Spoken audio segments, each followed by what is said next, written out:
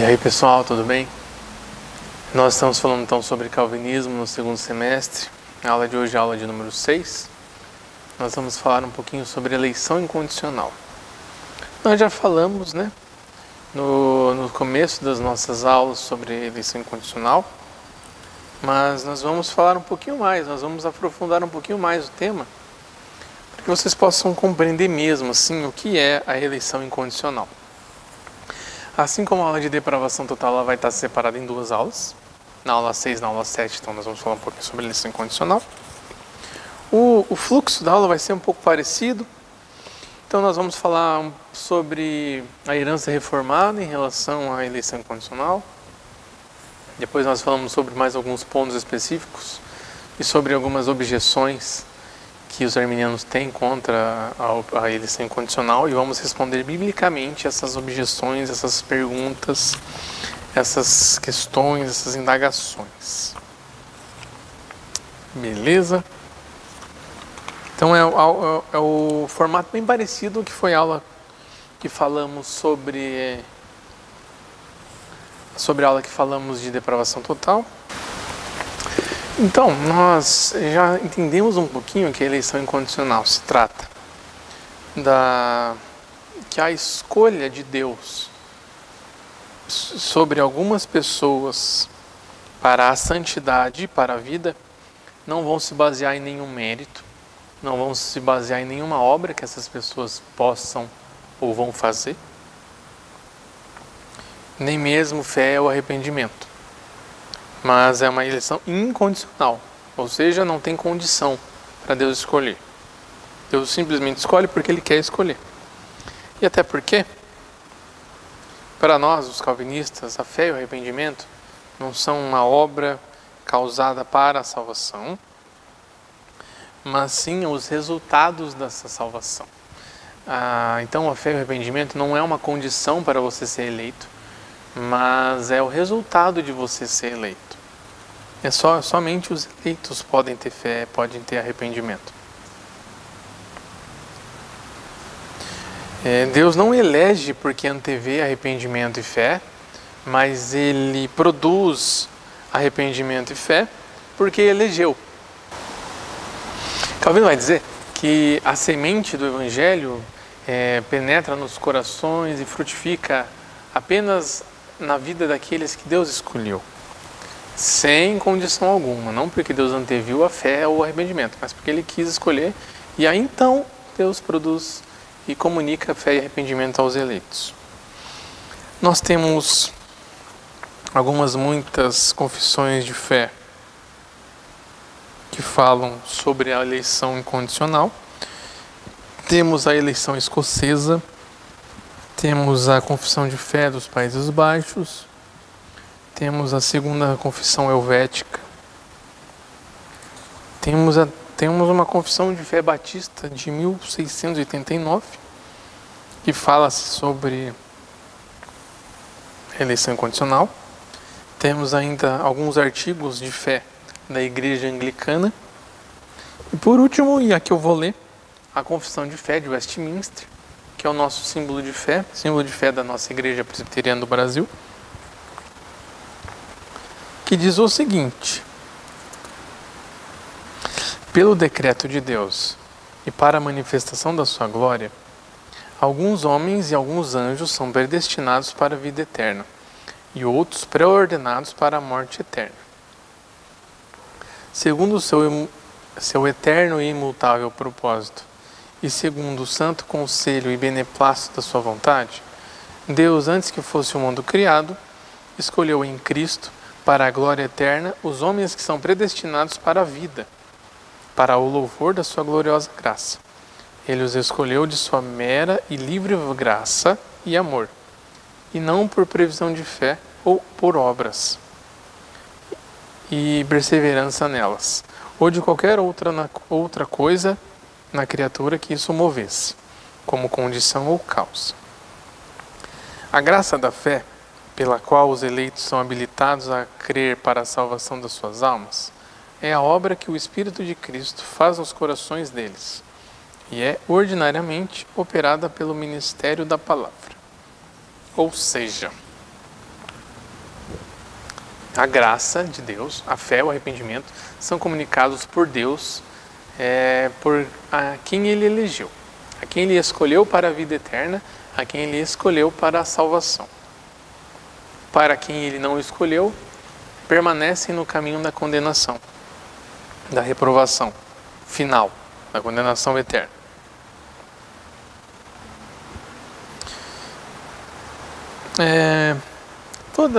Eu não li todas para vocês, mas vocês podem dar uma pesquisadinha no Google depois sobre essas confissões, que é um material bem legal de ler.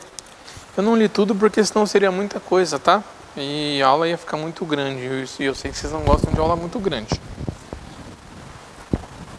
Mas essas todas as declarações confessionais, todos esses símbolos de fé, deixam claro que a doutrina da eleição incondicional, ela é uma doutrina reformada também, assim como a depravação total.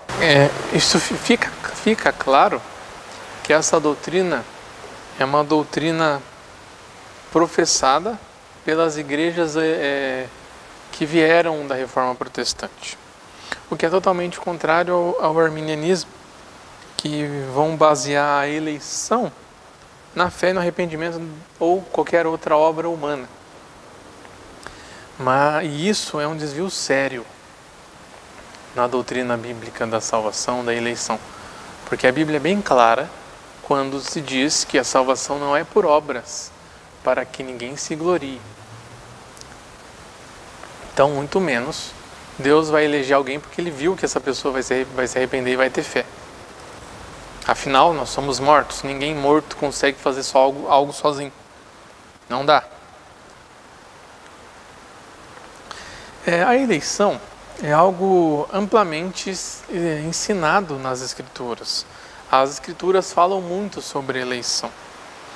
Tem muita gente que pode dizer que a eleição dos calvinistas não é bíblica, que não concorda, mas está na Bíblia, gente. Fala-se muito sobre eleição. Quer ver? Efésios 1, do 4 ao 5. Nos escolheu nele, no caso em Cristo, antes da fundação do mundo, para sermos santos e irrepreensíveis perante Ele. E em amor nos predestinou para Ele e para a adoção de filhos, por meio de Jesus Cristo, segundo o beneplácito de Sua vontade, para louvor da glória de Sua graça, que Ele nos concedeu gratuitamente no amado. Ou seja, nos escolheu, nos elegeu, porque eleger é igual a escolher, e escolher é igual a eleger, é a mesma coisa. Então Deus nos escolheu em Cristo antes da fundação do mundo, para sermos santos e irrepreensíveis. Nos predestinou. Aí 2 Tessalonicenses, capítulo 2, 13, diz o seguinte: devemos sempre dar graças a Deus por vós, irmãos amados pelo Senhor, porque Ele vos escolheu desde o princípio para a salvação, pela santificação do Espírito e fé na verdade. Escolheu, de novo, escolheu, elegeu, é a mesma coisa. Os termos eleitos e escolhidos são sempre muito empregados à igreja, aos crentes em Cristo, que é um termo basicamente usado para designar o povo de Deus. Então, os eleitos, os escolhidos, são o povo de Deus. É simplesmente isso. E, tem mais, hein? Tem mais um monte de passagens aqui. Marcos 13, 20. Não tivesse o Senhor abreviado aqueles dias e ninguém se salvaria. Mas por causa dos eleitos que Ele escolheu, abreviou tais dias. Marcos 13, 22. Surgirão falsos cristos e falsos profetas, operando sinais e prodígios, para enganar, se possível, os próprios eleitos. Romanos 8,33. Quem tentará acusação contra os eleitos de Deus? Colossenses 3,12. Revesti-vos, pois, como eleitos de Deus, santos e amados, de ternos afetos de misericórdia. 2 Timóteo 2,10. Tudo suporto por causa dos eleitos. Primeira carta de Pedro, capítulo 1, versículo 1. Pedro, apóstolo de Jesus Cristo, aos eleitos que são forasteiros da dispersão. 2 João 1,13. O presbítero à senhora eleita e aos seus filhos. Os filhos da tua irmã eleita te saúdam. Essa senhora aqui é a igreja, tá? A irmã também é a igreja. Aí, Romanos 8, do 28 ao 29. Sabemos que todas as coisas cooperam para o bem daqueles que amam a Deus, daqueles que são chamados segundo o seu propósito. Porquanto, aos que de antemão conheceu, também os predestinou para serem conformes à imagem de seu Filho. Essas passagens, elas são bastante suficientes para fundamentar que a doutrina da eleição é bíblica. Que Deus escolheu antes da fundação do mundo, que Ele escolheu pela sua própria vontade, que Ele escolheu porque Ele quis, não porque Ele anteviu alguma obra.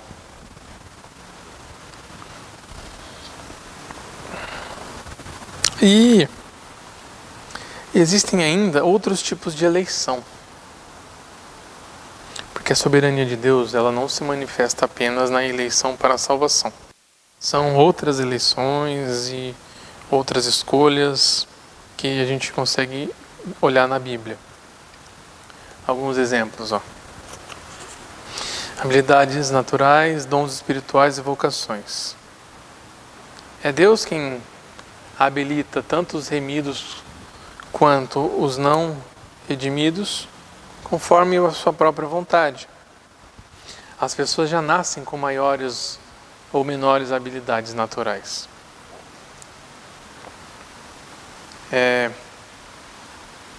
Um exemplo simples aqui. Um cantor cristão que canta bem. Deixa eu pensar em alguém aqui. João Alexandre é um cantor que eu gosto bastante. Ele tem uma habilidade natural para cantar e tocar o seu violão. Michael Jackson. Ele tinha uma grande habilidade em cantar e dançar. Foi o diabo que deu habilidade para o Michael Jackson? E foi Deus que deu habilidade para o João Alexandre? Não. Deus deu habilidade para os dois. São habilidades naturais. E além do que, os convertidos em Cristo, eles ainda recebem habilidades espirituais também. Efésios 4:7 vai dizer isso. 1 Coríntios 12:11 vai dizer isso também. Assim como a mesma coisa se aplica a vocações. Nem todo mundo vai ser um missionário, nem todo mundo vai ser um presbítero, nem todo mundo vai ser um diácono, nem todo mundo vai ser pastor. Mas a igreja necessita de todos esses. Mas cada um convertido vai ter a sua própria vocação. Nem todo mundo vai ser professor, nem todo mundo vai ser mestre. Efésios 4:11 diz isso. Aí tem eleição nacional, que se trata de Deus escolher nações para receberem os privilégios dele mesmo, da sua graça, do Evangelho. E nesse sentido, quando olhamos para o Antigo Testamento, vemos que Israel foi escolhida. Foi eleita nacionalmente como povo de Deus no Antigo Testamento. E Deuteronômio 7, do 6 a 8. Porque tu és povo santo ao Senhor teu Deus. O Senhor teu Deus te escolheu, para que lhe fosses o seu próprio povo, de todos os povos que há sobre a terra. Não vos teve o Senhor afeição, nem vos escolheu porque fosseis mais numerosos do que qualquer povo, pois éreis o menor de todos os povos, mas porque o Senhor vos amava. Deuteronômio 10:15. Tão somente o Senhor se afeiçoou a seus pais para os amar. A vós outros descendentes deles escolheu de todos os povos, como hoje se vê. Então, a eleição nacional, Deus escolheu Israel como uma nação no Antigo Testamento. Isso não existe hoje, tá? Deus não escolheu nenhuma nação depois para ser beneficiária do seu Evangelho. Apenas Israel mesmo no Antigo Testamento. que hoje Deus escolheu a sua igreja. Nós somos a sua igreja, de todas as nações. Porque Deus amou o mundo. Agora, no Novo Testamento, Deus amou o mundo, não só apenas Israel. Então ele elege um povo, mas de todas as nações. Então, o povo de Deus faz parte de todas as nações agora, não é de uma nação só. Tem também a eleição angelical, que se trata da eleição dos anjos, né? Deus criou os anjos em estado de santidade. Uns se rebelam e caem. Uns se rebelaram, no caso, e caíram. 2 Pedro 2,4 diz o seguinte: Deus não os poupou quando pecaram. Antes, precipitando-os no inferno, os entregou a abismos de trevas, reservando-os para juízo. Mas aí os anjos que permaneceram firmes são considerados como os santos anjos, como considerado em Marcos 8,38. E apóstolo Paulo fala ainda em 1 Timóteo 5,21 de anjos eleitos. Então, indicando assim que esses anjos permaneceram em estado de santidade, não caíram. Então, todas essas eleições, seja habilidades, dons, vocações, nacional, angelical e eleição para a salvação, são manifestações da soberania de Deus. Soberania essa que é livre, que é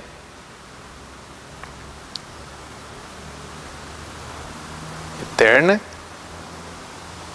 e direta.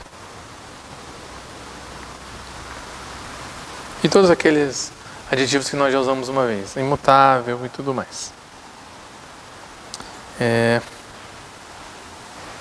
Não existe um motivo, por que Deus escolheu aquele cara para cantar tão bem? Por que Deus escolheu aquela pessoa para dançar? Por que Deus escolheu aquela pessoa para ser pastora?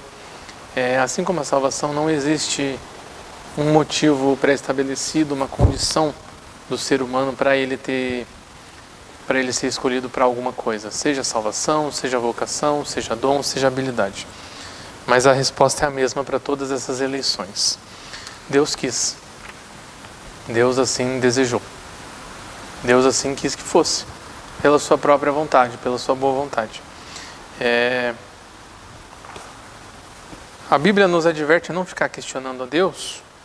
Então, nesses momentos, a gente só tem que acreditar mesmo e agradecer a Deus pelas habilidades que Ele nos deu, pela vocação que Ele nos deu, pelos dons espirituais que Ele nos deu e pela vocação.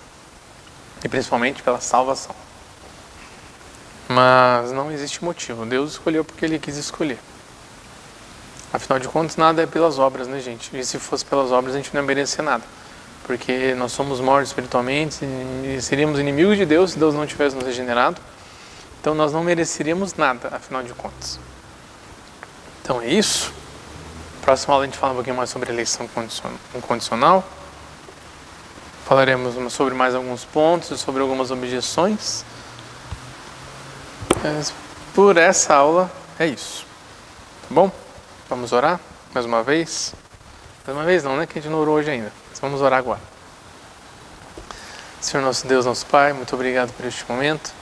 Muito obrigado por nos mostrar na sua palavra, nas suas escrituras, sobre mais um pouquinho das suas verdades, sobre mais um pouquinho da sua escritura, da sua palavra, da sua verdade. Muito obrigado, Pai. Nós te agradecemos por ter nos escolhido e nós agradecemos por não ter se baseado em nada do que pudéssemos fazer, pois nós não podemos fazer nada, Pai. Nós não temos nada de bom em nós e não poderíamos te fazer, de entregar nada de bom por nós mesmos. Então nós te agradecemos pela escolha que o Senhor teve em nós, por nos eleger, por nos salvar, por nos regenerar. Muito obrigado, Pai. Peço que o Senhor ajude, capacite a nossa mente para que nós possamos entender cada vez mais a sua palavra, a sua Bíblia, as suas escrituras, o seu Evangelho, e que possamos servir melhor cada vez mais. Pai, abençoa a vida de cada um, a família de cada um que assistiu essa aula. Se conosco, Pai, nos abençoa e nos guarda. Em nome de Jesus que nós te pedimos e agradecemos. Amém.